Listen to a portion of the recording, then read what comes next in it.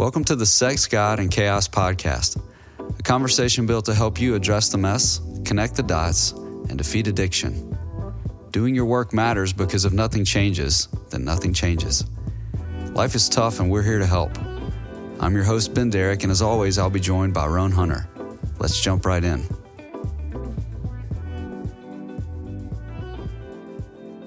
Roan, another day, another dollar. Is that how that works? Yeah, because we're rolling the money. The money's rolling in off this podcast. Yeah, right? Let's not start this with a lie. Yeah. Nobody's going to believe us. But the truth is, no matter what it's paying, it is helping at least us. It's helping me sitting in these conversations with some really smart people that have done a ton of work. And this episode, we're actually bringing in your wife, who everyone knows is the strength of this relationship. Oh, there's no doubt. It's funny. I always say, it's our it's the Sex, God, and Chaos podcast with Roan and Eva Hunter, hosted by Ben Derrick. And it's really more the Roan and Ben podcast. Yes. And Eva is the special guest on her own podcast. Yeah. How does that work? That is a well-boundaried person right there. She is. Oh, gosh. Yes, there's no doubt. So we brought her into the studio, recorded a conversation a little while back, talking about just what it's like to be in relationship with someone who is involved with sexual brokenness. We're careful with that term addiction, as we can discover later. We'll talk about that later. But we really wanted to get her point of view and her perspective on the process. And a lot of this originated in people reaching out saying, hey, can you talk about it? Look at how smart we are. We're like, no, we can't, but we know someone who will, right? So we bring Eva in. She does a great job in this conversation. And you guys actually do some back and forth, which is cool. But she actually tells y'all's story. I love how Southern that sounds. Y'all's story from her point of view, which is cool to see. Oh, yeah. And, the thing, certainly, we work together and, it's so cool to be able to, just to watch her work with partners. Because we sit with, the couple as a couple, we split up and all that is just part of our process. But just watching her work with these spouses, it's just pretty amazing because I've gotten to see the full circle, right, from where she was on day one, right? D-Day, and then where she is, where we are today, it's not much better than that. Yeah, so buckle up, everyone. Eva's here having a conversation with the two of us about how it feels to be on the receiving end of betrayal. All right, so here we are, Roan, another episode. This is actually working. Everything's working, yeah. Well, TBD for you, I know your age. But at least the podcast is working. Yeah. Is this like, are we using 8-track tape? Recording or VHS tapes? What are we doing here? Dude, you cracked me up so hard. You're like, yeah, just look in the yellow pages. I did say that. That certainly aged me. Yeah, it did quick. And you realized it quickly. So I did go. I corrected. I went internet. Yeah. Yeah. Well, did I say Rolodex? You didn't correct fast enough. Oh man, so something else that ages you is when people see how young your wife looks. That's something else that ages you. Dude, it's like people have asked, is that your daughter? Yeah. How does that make you feel? Gosh, she is my trophy wife. Yeah, exactly. I always say the Baptists don't know what to do with me because I'm the husband of one wife twice, if you know our story. Yeah, that is fantastic. So she's my trophy wife. I love when you guys say that your divorce didn't work out. I love that. Funny. Yeah, that's quite a shift. So Eva, you are in the studio today to bring some sanity and perspective. Yes, some professionalism to this whole endeavor. Yeah, we're not committing to it long term, but we're glad you're here today. Oh, thanks for having me. Yeah. It's really hard not to laugh out loud at you two. Yeah, well, I said the other day, like, Roan lights the fires and then I put them out, and that's a full-time job. Oh, yeah. I always say I have to have handlers. Eva's my main handler, and Ben's a handler too. Yeah. So it takes a village. The topic today is actually something that you not only do you have experience personally with, but you work with it all the time, and it's something that our listeners have actually reached out, not through the Yellow Pages, digitally, which I know blows Ron's mind. But our What's listeners, that? our listeners reached out and said, "Hey, could we have more conversation about what it's like to be the partner of someone who is acting out sexually?" That experience, because thankfully there's a lot of work being done with folks who are sexually broken, but there's ramifications. An episode we recorded with Jim Crest talks about the ripples. I mean, there's all sorts of ways to talk about this, but the fallout of sexual brokenness doesn't just impact the person, it impacts the people around the person. And you're here today to kind of help us wrap our mind around what that's like. Yes. It has lots of areas that it impacts in the partner's life. I'll just start. If I'll just jump in. Please, and, the first thing that comes to my mind is discovery trauma. Well, so all of these different ways, today it's now the word is betrayal trauma.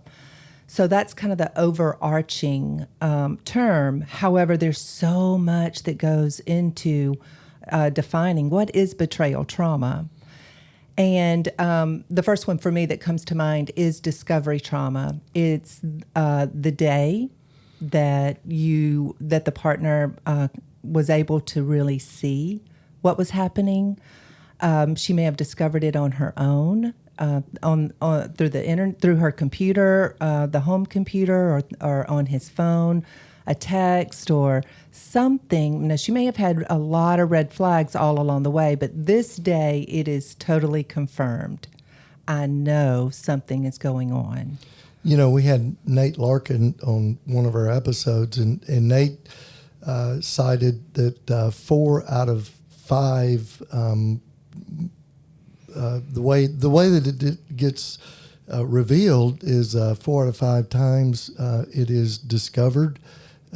Somebody gets caught, and so that's what sends them to intervention, some form of help. Is the partner discovers. That's right, and an ultimatum is given.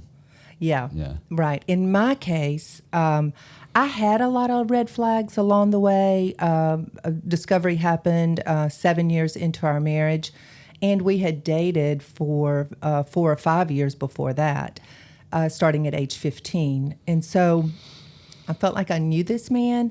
However, each time I would confront things that I saw, and it may be, it was nothing really overt. It was more covert, maybe a looking at other women in public or being a little overly friendly to someone, to another woman, that I would address things like that, but it always got turned back on me that something was wrong with me. I was jealous. We call that gaslighting. Yes, it's gaslighting. That's what gaslighting is. Mm-hmm. So I had a lot of red flags, but they were not confirmed until the day that Ron actually told me.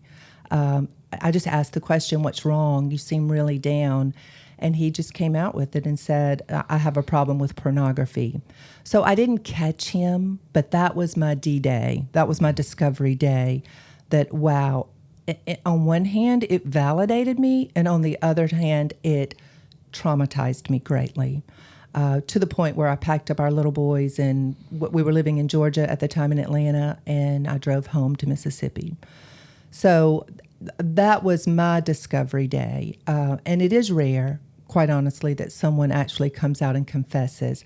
However, I had seen things along the way. I like to think that if it's something that you can actually videotape, maybe even using your iPhone, and you know that if I videotape this is something I'm seeing with my own eyes. This is a fact. It's not my fear, right?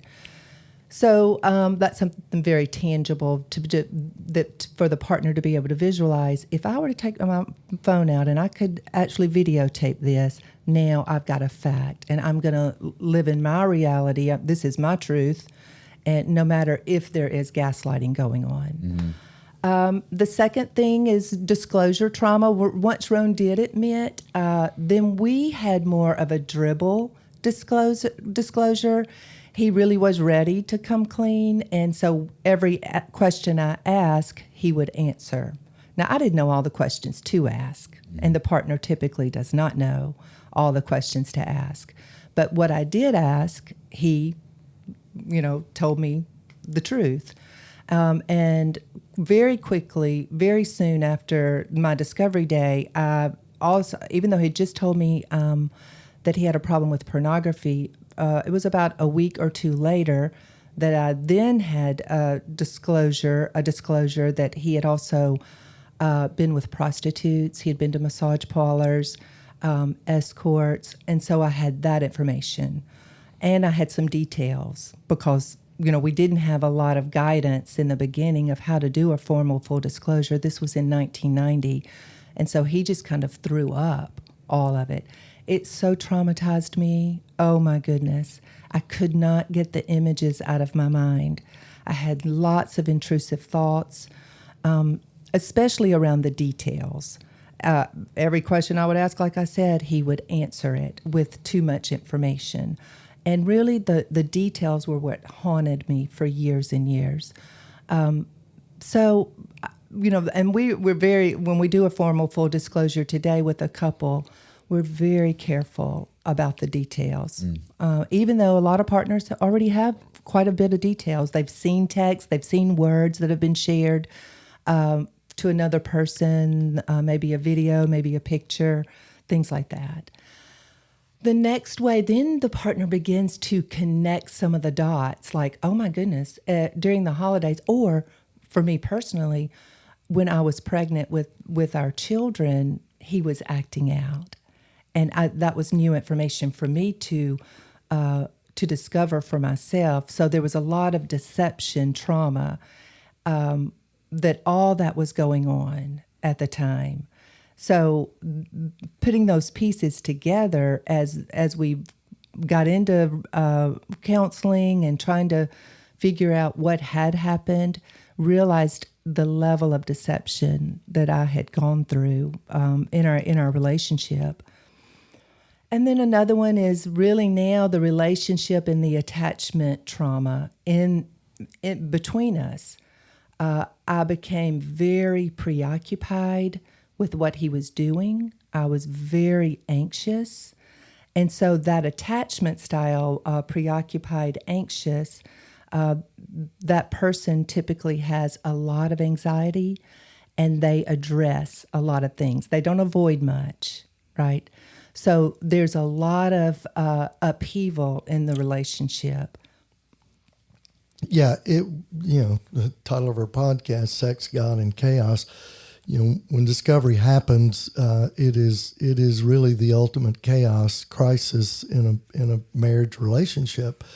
And it was chaotic because, I had been using my drug of choice in order to numb, medicate, deal with my emotions, my pain, my hurt.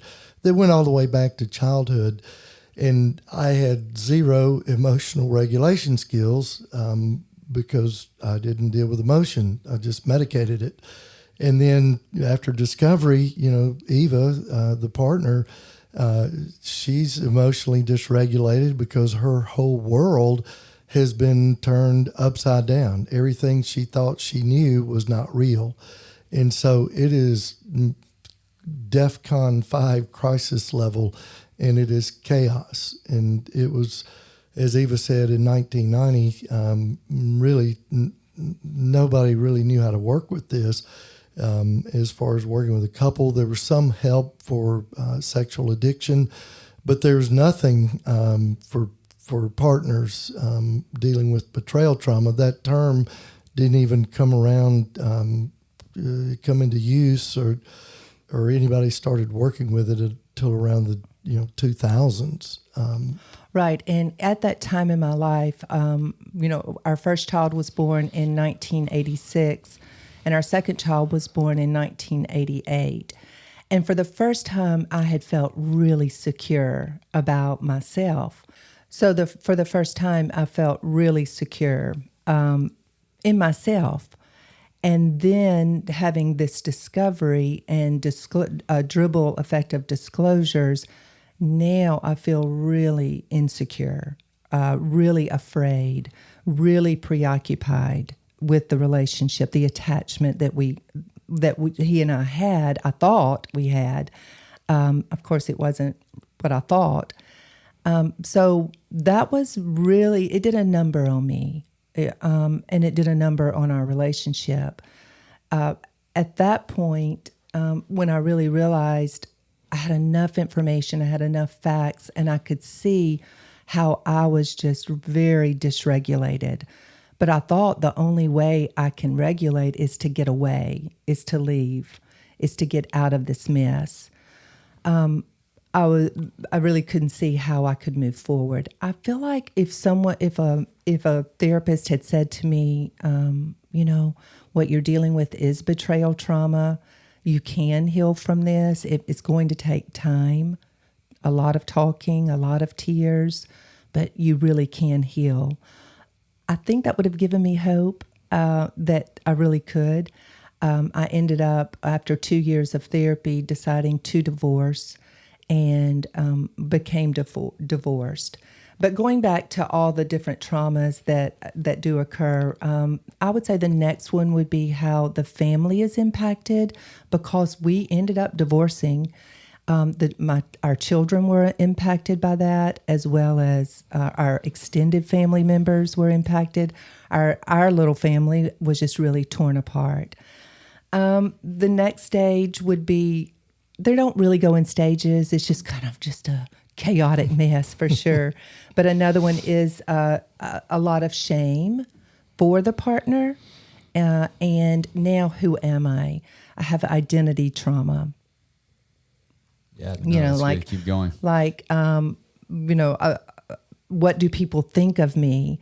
Now at this point, I'm divorced, right? And I can remember thinking, oh my goodness, I've got to write down at a doctor's office, I'm no longer a married person, I am divorced. That created some shame for me. I would also say the financial impact. There's financial trauma. In our case, the divorce, we had to split assets and we lost a lifestyle that we had become accustomed to.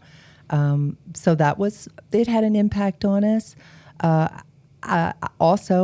Whatever money is spent by the acting out behaviors, that can be a huge financial impact depending on the amount. And then for a partner to realize, wow, you've taken our income and you have used it in illegitimate ways. Also, the spiritual and faith journey for the partner is very affected. For me, I was just very devastated in that, where has God been? Did God abandon me? Why didn't God protect me? As a believer, I had accepted Christ at 8 years old and really thought that He would be there for me, that something like this would not happen to me. However, I now know, looking back 32 years later, it was something that has definitely refined me and helped me know the Father in more of a dependent way, where I am more dependent on that relationship with Him than with anybody else. And so that's really been a good thing for me. My own personal health, it created so much anxiety. For me personally, I carry my anxiety in my gut, so I immediately lost a lot of weight, probably 15 pounds within just a few weeks. I couldn't eat. If I did eat something, it went right through me with being nauseated and a lot of diarrhea. Sorry if that's too much information. Other people, these are the kind of things that people don't say, but everyone experiences. Yeah, they do commercials. Yeah. There's commercials about that. Yeah. For some women, they may have panic attacks. They have a hard time breathing. It also affected my sleep. I got very little sleep for a long time. So the personal health, and then the thought that, my goodness, could I have an STD?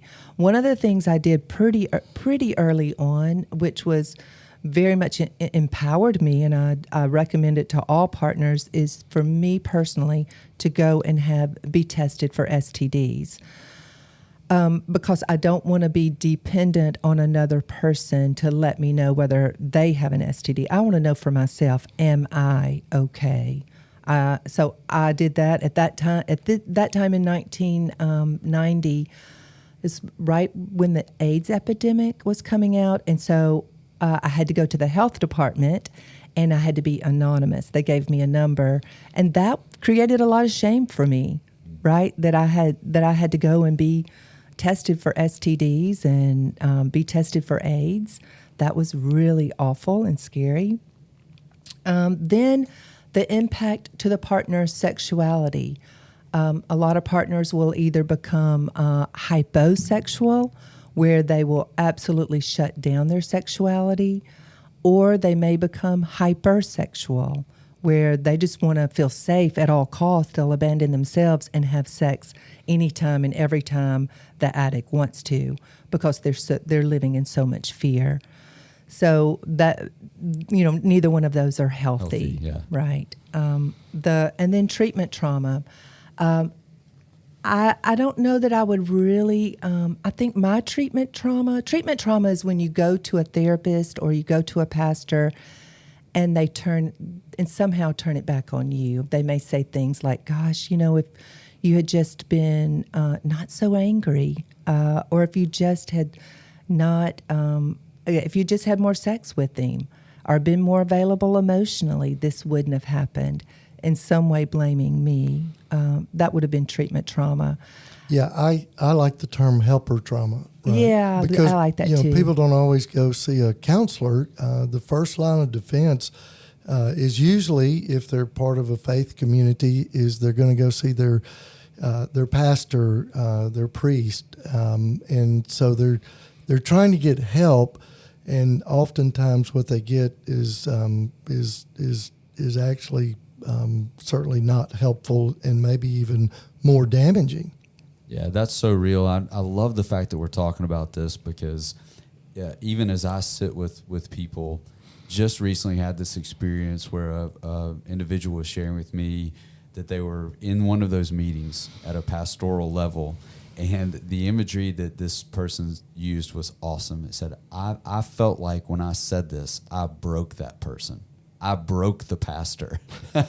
Like, he had never heard this before, and I was the only one that had ever spoken this out loud to this pastor. And so there's that like silence part of it, and then there's this hyper religiosity that's usually visited with folks. And I think as we get to the poles of these perspectives, it's usually an indicator that the minister themselves is probably been really, really activated and dysregulated because they've got secrets and shame. And that's not something that's talked about very much. Unfortunately, we have these third-party studies that are getting more of this out into the open, but there are ministers that are safe places. But just like with clinicians, just because they have the degree on the wall or the years of experience in an institution, it doesn't necessarily mean that they're safe. So I know the people listening, have a large majority have probably had this experience, and there's probably a lot of freedom in hearing you guys actually give it a name. Thanks for saying that. A lot of times the partner is very dysregulated and has lots of anger. Those are actually just trauma responses. It's a trauma reaction. And her brain will, I say her, it could be a him as well, but their brain will settle down eventually. It just takes a lot of time. Another one that comes to my mind are the friendships and the community impact that it has. I had a lot of really close friends in the neighborhood that we were living in. We were all stay-at-home moms. We did life together. We raised our children together, and I still remember the day that I disclosed to them what was going on in my marriage, and what I had learned, and then I didn't feel like I fit in anymore. right? Because this had not happened to them. And they didn't really know how to comfort me. No, they didn't have a clue. And so I got some unwanted advice at times, and wanted advice also. But my friends became really a lifeline to me, especially Ron and I did divorce. And again, I felt, where do I fit in? Being in the community, being at church, and really seeing couples, and the thought going through my head, like, nobody is dealing with this. I am the only one. If you only knew what was happening to me right now, that our marriage is falling apart, or has fallen apart. And where do I fit in? Nobody's going through like this. And the reality of it is, there's a lot of people going through it. Oh, yeah. But you don't know that. No. You do not realize that, and when you're in the middle of it. That's why I do think it's so important for a partner to find a group of women who are trying to recover from betrayal trauma, because that becomes very much a lifeline to them, because they get it. There may be women in the group that are further along. There's just so much wisdom in a group of partners of betrayal. It's really, really in a healthy group. In a healthy group. And there are, yes, in a healthy group. That's right. Because the partner can also get really triggered in a group if it's not healthy and hearing too much information. And then I would say just all the ways that a partner, and there may be many, many more. Those are just the ones that come to my mind today, that I know that I've been affected in those ways. Yeah, it feels like a pretty comprehensive list, but I mean, more importantly than that, it also feels very accurate. I know people listening are like, wow, I've been trying to decide which one I am, but I'm actually many at the same time, depending on the time of day. So true. And something I've heard you say before that I'd love to dig into just a little bit deeper if we can, that there's basically I've heard you say there's a transfer of burden from one to the other. So there's a sense of freedom that often occurs from the betrayer, like, oh, wow, I've been hiding this for 20 years and now people know, and what a relief. But the relief comes at a cost, right? So right. It's difficult for each party to navigate that, because that sense of freedom is not mirrored by the betrayed, right? Right, exactly. No, now the betrayed, who the partner is in bondage with all that she's learned, he or she has learned. I mean, it is a terrible, terrible situation. Mm-hmm. And I think this makes the definition of trauma make so much more sense as we describe it. It's I feel a loss of control. I don't have any control here. Zero. This is a negative experience. I have no control over it. I did not cross flesh lines. I did not make the decision to consume pornography for 20 years, but now I'm dealing with the ramifications. And something that we see is very difficult from one partner to the other is this, I think we could call it maybe a gift of time that you've already referenced, that, to being able to put a time frame there. This is also a little bit difficult, because the rapid nature that someone wants to get better does not match the timeline of the not rapid nature of trying to process trauma. Is that fair said? Right. Yes, very much. And so often the partner, she wants to see, and she does need to see a lot of actions, right? Consistent action over time, and seeing her spouse or boyfriend really doing the work in individual therapy, going to groups, becoming really honest and transparent with himself, with others, with the partner as well. She needs to experience that, but so often the partner doesn't really look at all the deeper things that have happened to her. So if I could do it over again, I would really focus more on myself.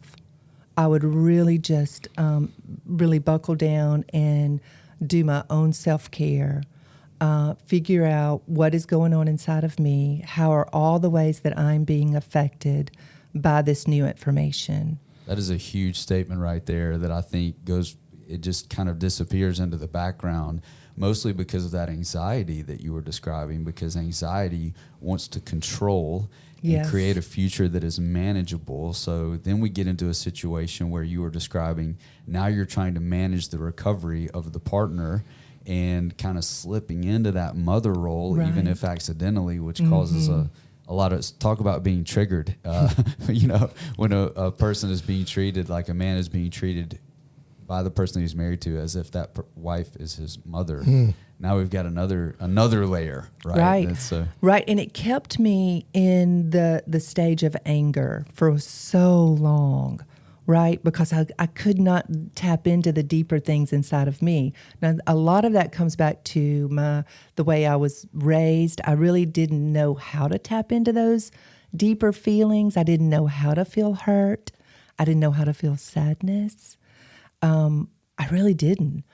I mean, all I could really feel was anger. And anger is a stage part of grief. It's part of grief. It's part of the betrayal trauma. It is going to happen. However, I wish that I could have tapped into those deeper places inside of me, that I'd had a therapist really ask some of those questions, like, how do you feel? What's going with you? What's going on inside of you? Like, here's a feeling wheel. Come up with some words. It has been so healing for me to be a part of a group of women partners, and I still am part of a group weekly, and I will be for the rest of my life. It is life-giving to me. It's where I can be authentic and transparent, and also give back what I've been given. It really is the 12-step model in a sense that it helps me to help others. It helps me stay really connected with myself by hearing other people and where they are and giving back. It's interesting. We talk about, on the addict side of the fence, sex is not the problem. Porn is not the problem, right? The deeper problem is all of the trauma, all of the pain, all of the issues that we bring to the party of marriage, and so many guys just want to focus on I got to stop this behavior, whatever it is, and we know that's just totally ineffective over the long run.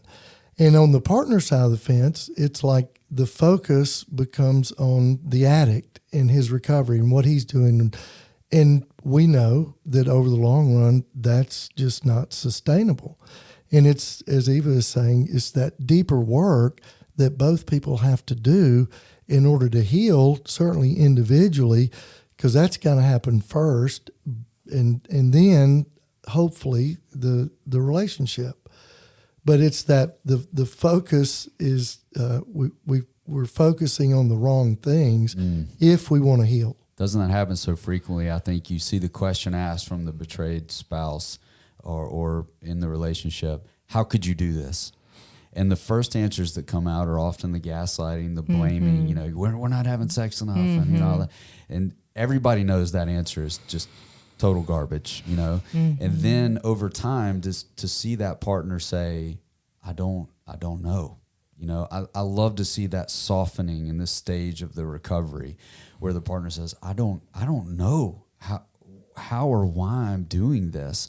But then to be able to offer a legitimate answer to that betrayed spouse, like, here are some of the things, although these choices were mine, here are some of the things that made this choice seem like the way to make it better. Those answers, I think, take that anxiety over time. Like, okay, now we're discovering, speaking of discovery, now we're discovering the things that led to this mess, that led to this chaos. And I would assume that from the betrayed side, when you hear those legitimate explanations that go back to history, there's some of that anxiety that turns down, maybe not from an 8 to a 3, but it takes you down enough to give you that headroom in your own window of tolerance to be able to do some of that work that you're talking about. Yes, I mean, I'll just jump into it for a minute. It helped me to understand myself, to know myself, like what had set me up to marry someone who really wasn't showing up in the relationship. And why was I okay with that?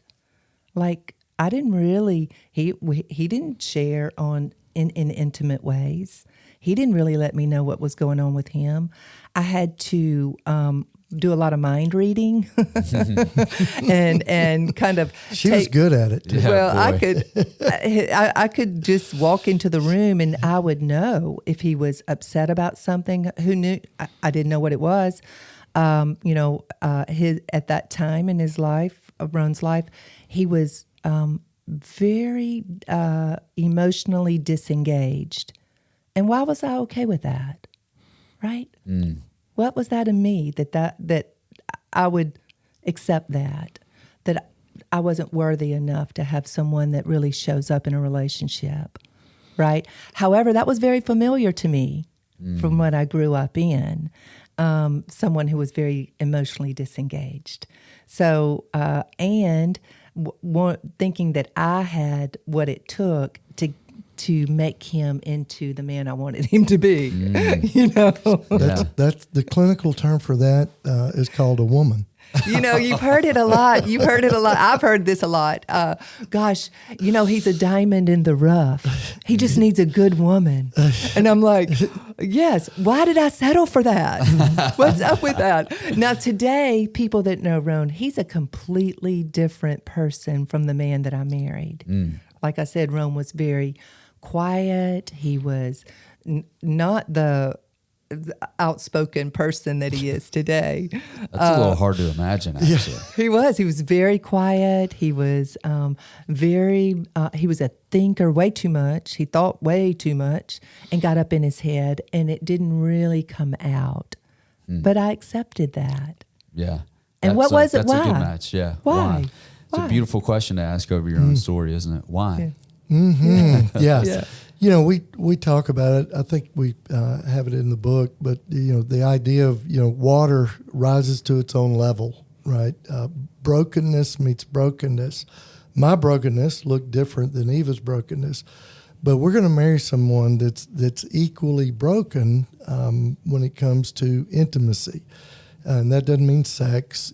We talk about, the root of all this is it's an intimacy disorder. Neither one of us knew how to show up in the relationship. And I have to say, I was very uncomfortable with deeper emotions. I was, I'm either a 6 or a 7 on the Enneagram. I'm not sure exactly which one, but I really connect a lot with the 7 because I didn't do emotion. Right? I knew how to present that I had it all together. I kind of lived that out. Yeah, well, you got trained well in growing up in the home you grew up in, right? It was all about, we had to look good, act right, be right. And that's just called growing up in a Baptist home, I think. Yeah. Not a children's home, but going to a Baptist church. Yeah, I love the fact you're bringing the Enneagram into this as well, because it's just one of those modes of self-discovery. It's not the only one, but it helps.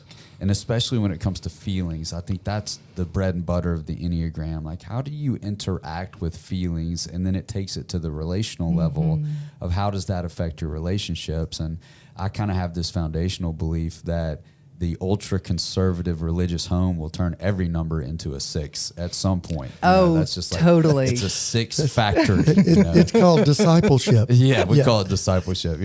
I'm very loyal and I'm very afraid. Exactly. That is the result of religion. So I think a lot of people, thankfully today, are learning how to embrace the way that God has built them, and not to divorce ourselves from our families of origin, but to realize the efforts of those people had effect. Oh yeah, because you have to understand too, at that time in the 70s and 80s, John Wayne, and I don't think he showed much emotion. Clint Eastwood. Yeah. Clint Eastwood. Oh, man. My hero. The Marlboro Man. Yes, exactly. That's right. So the strong, silent type. Exactly. The strong, silent type. Yeah. That's kind of what we were striving for. But I think one word that we've tried to make sure that this podcast has contained, and you brought it up earlier in this episode, is hope. that there is hope. Yeah. And identification, this work cannot just be cognitive. That's not going to get us down the road very far. But it is helpful to understand, to be able to categorize, like there are multiple things going on here at one time. And the fact that you are in this, and we can call it a stage, even that is hopeful, because a stage has an end and we will move to another stage. Exactly. And keeps us from, skip. It isn't like a betrayal buffet. Like, oh, well, that sounds good. I'll have some of that. I'm going to skip that. Like you must go through these things in their time, and they're not sequential and they overlap. But to be able to embrace that and be comfortable with emotion, listen to you guys talk though. It brings me hope, because there was a huge level of challenge. And you guys have been very open about your story. Like, Roan, you say, just Google me and you'll find my story, that's terrifying. But there was a large mountain to climb, not only for the coupleship, but also for you two as individuals. Right. And here you sit. You sit. That's awesome.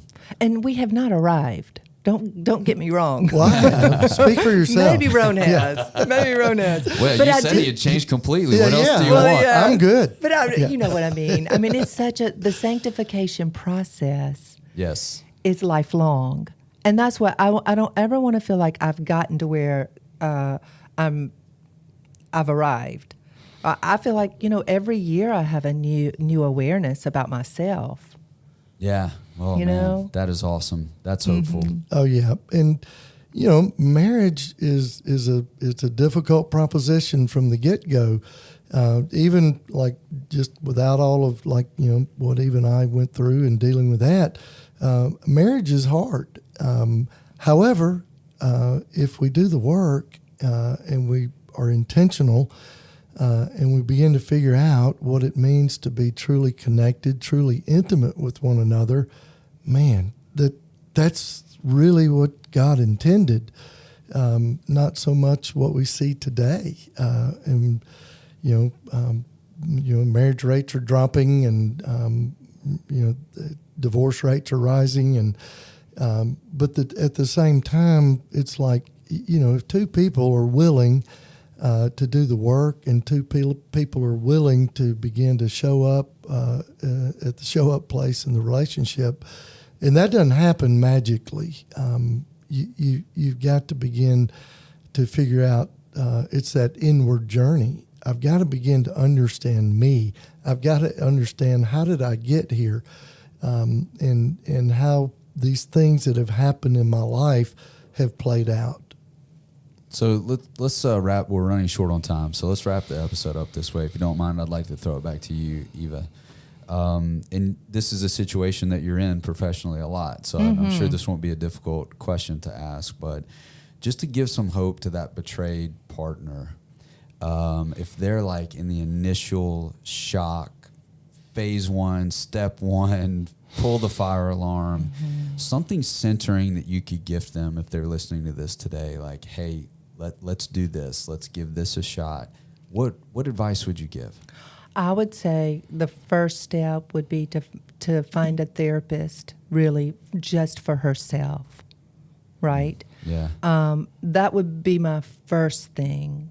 And then with the therapist, begin, first of all, asking herself the question with a therapist, like, what do I need in order to feel safe? How can I create safety for myself? Yeah, what a critical first step, and one that probably 90% of the time is skipped, right?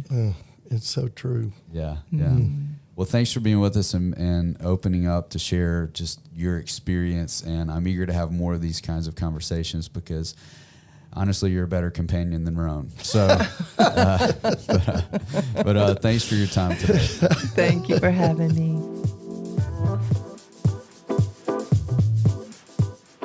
To learn more about what you've heard today and to engage with the Sex, God, and Chaos team, visit sexgodchaos.com.